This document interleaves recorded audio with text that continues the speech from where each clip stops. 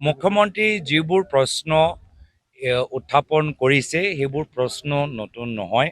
আজিৰ পৰা ৩ মাহৰ পৰা একেখিনি কথা তেওঁ দোহাৰি আছে, যাৰ ফলত তেওঁলোকে এটা SIT গঠন কৰি বিভিন্ন ধৰণৰ তদন্ত চলাবলৈ গৈছে আৰু এতিয়া নিজে কৈছে যে SIT গোটেইখিনি কথা ফাদিল কৰিব আৰু ছেপ্টেম্বৰ মাহত।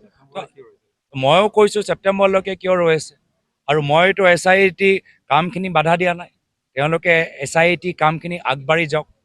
কিন্তু মই আজিৰ তাৰিখত দেখিছোঁ যে মুখ্যমন্ত্ৰী এইখিনি প্ৰশ্ন লৈ মোৰ লগত অলপ টুইটাৰত তৰ্ক বিতৰ্ক, সেইখিনি প্ৰশ্ন লৈ আজি মোৰ লগত ডাইৰেক্টলি তৰ্ক বিতৰ্ক কৰিবলৈ আৰম্ভ কৰিছে।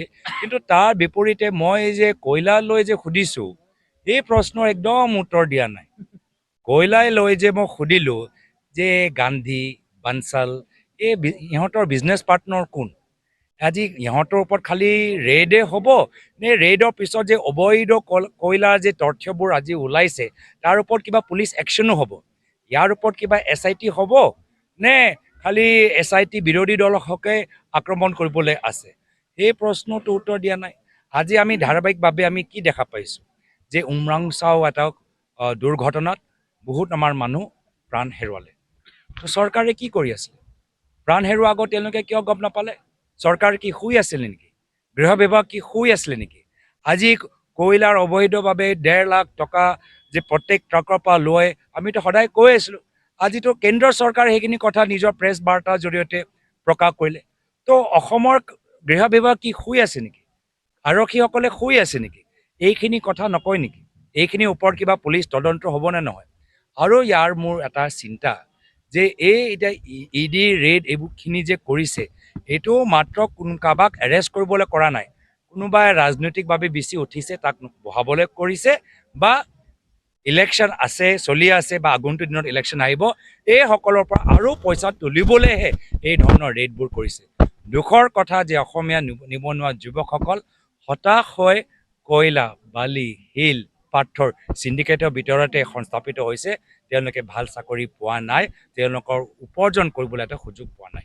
পঞ্চায়তৰ লৈ মই যথেষ্ট আশাবাদী কি যিহেতু বিজেপি চৰকাৰৰ ভয় ভাবুকি নেওচি ৰাইজবোৰ প্ৰাৰ্থীবোৰ ওলাই আহিছে, আৰু ৰাইজ যথেষ্ট বিজেপি দলে কিমান ভাবুকি দিছে যে অৰুণোদয় আঁচনি কৰ্তন কৰি দিম, চৰকাৰী আঁচনিৰ পৰা বঞ্চিত কৰি দিম, তথাপিও ৰাইজে উপস্থিত হৈছে। মই ভাবিছোঁ এবাৰ কিবা মিৰেকল পঞ্চায়ত নিৰ্বাচনত হ'বলৈ গৈ আছে। এখন নিৰ্বাচনী সভা অনুষ্ঠিত হ'ল, ৰাইজে যথেষ্ট আমাক সঁহাৰি জনাইছে আৰু পৰৱৰ্তী দিনত আমাৰ ফলাফল ভাল হ'ব। ৰাইজে ইতিমধ্যে গম পাই গৈছে যে আজিৰ তাৰিখত অসমৰ যুৱকসকল হতাশ হৈ চাকৰি আজি তেওঁলোকে পোৱা নাই, সংস্থাপিত আজি হোৱা নাই। আজি ফ্ৰাষ্ট্ৰেশ্যনত কিছুমান মদ খাবলৈ আৰম্ভ কৰিছে, কিছুমানে ড্ৰাগছ ল'বলৈ আৰম্ভ কৰিছে, আৰু এতিয়া কিছু পইচা ঘৰলৈ আনিবলৈ হ'লে বাধ্য হৈ এতিয়া শিল মাফিয়াত কাম কৰিবলৈ আৰম্ভ কৰিছে, বালি মাফিয়াত কাম কৰিবলৈ আৰম্ভ কৰিছে, পাথৰ চিণ্ডিকেটত সোমাবলৈ আৰম্ভ কৰিছে, কয়লা চিণ্ডিকেটত সোমাবলৈ আৰম্ভ কৰিছে। দুখৰ কথা কি যি অসমত আমি সোণৰ আখৰে আমি লিখিবলৈ, যাৰ ভৱিষ্যত আমি সোণৰ আখৰে লিখিবলৈ বিচাৰোঁ, তাত নিবনুৱা যুৱকসকল ড্ৰাগছ আৰু মদৰ জালত ভৰি দি বিভিন্ন অবৈধ চিণ্ডিকেটত সোমাবলৈ বাধ্য হৈছে।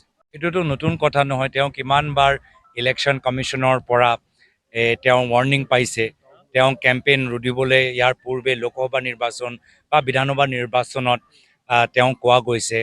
কিন্তু তেওঁৰ পৰা মই এনেধৰণৰ ব্যৱহাৰহে আশা কৰোঁ। তেওঁৰ এই কিবা যে সলনি হ'ব মই আশা নকৰোঁ, আৰু অসমৰ ৰাইজে গম পাই গৈছে গোটেইখিনি কথা। তো অসমৰ ৰাইজেও গম পাই গৈছে যে অলোকতান্ত্ৰিক অগণতান্ত্ৰিক কাম আমাৰ মুখ্যমন্ত্ৰীয়ে সদায় কৰি থাকিব।